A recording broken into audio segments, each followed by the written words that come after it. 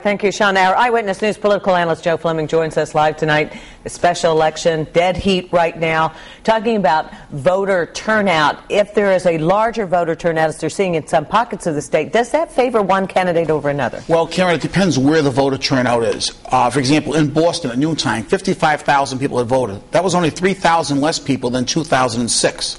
And as Walt said earlier on in his report, that it looks like the turnout's going to equal a normal non-presidential year election, which means there's an awful lot of independent voters going out throughout the state of Massachusetts. And the polling data shows Scott Brown leading among those voters by a better than a 2-to-1 margin.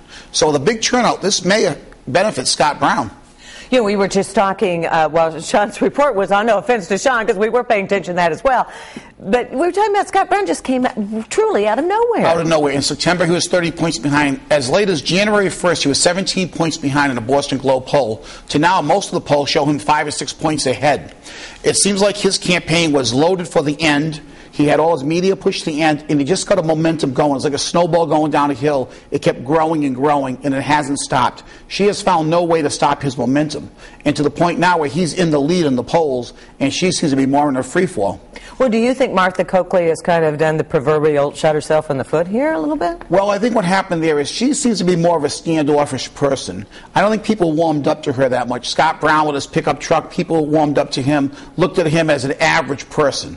And I think that's helped him greatly in this campaign. The voters in this country are very angry. They're angry in Massachusetts, and those are things that all help Scott Brown. All right, thank you, Joe. And Joe, of course, is going to be here. He's doing a live web chat, and viewers can talk with Joe on our website at WPRI.com. And, of course, he will be back with us tonight on Eyewitness News at 11. We're going to recap this race. I think it's absolutely fascinating. Right. Take a look at the results and break down what it all means. Of course, you can count on Eyewitness News for continuing coverage of the Massachusetts Senate race. For in-depth information, just go to our website at WPRI.com. There you'll find an online poll and the latest headlines on the race and the health care debate.